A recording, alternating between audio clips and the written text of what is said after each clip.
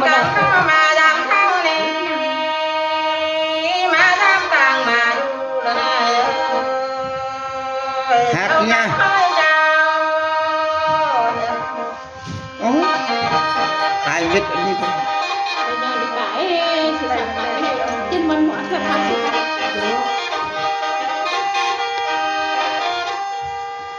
ไอ้ยกันก็มาสู้อายที่ทำเขาโดนว่าเลยยังจะโกกันกลัวยังหยามือเด้อพัวเด้อพัวไอ้พัวอันนี้ก็เป็นด้านชายและอันนี้กล้วยก็ดีโกกันเอากล้วยเอาหยาเด้อมันหลายขาที่เจ้ากันนั่งมาคัดกระโดดมันเป็นชักโหลไหนชักเสียงเนี่ย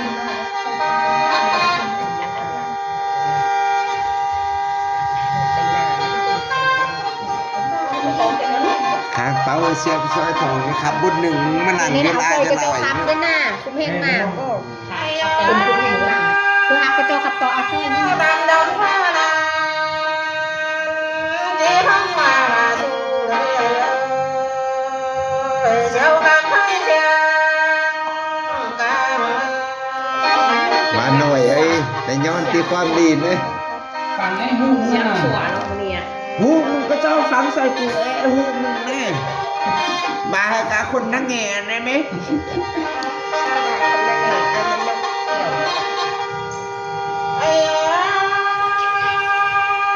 ตาเป็นพวกนั้นที่ตาเป็นโลหะราที่เล่าใจ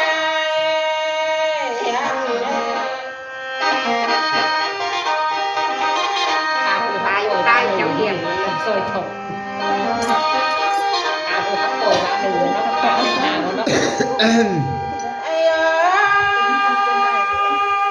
ตาเป็นเขาทุกขาได้ทุกทางไปแล้วไงเจ้ากันให้เจ้ายัน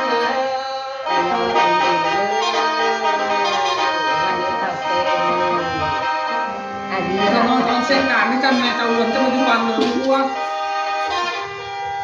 สูงเป็นตอมเป็นนำกันไหมไอ้ยาโน่ตาเป็นต้นงา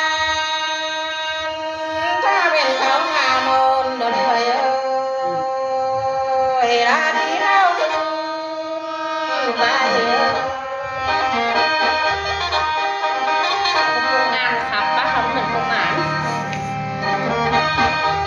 กลุ่มเพียงนะเป็นผู้ถกพวกหมานเขา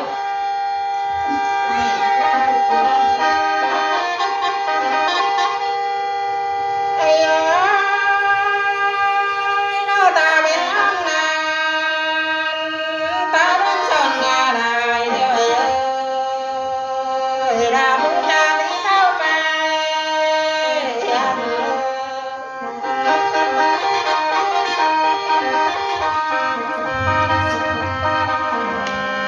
แม่คนมึงซีซูซีซัดเ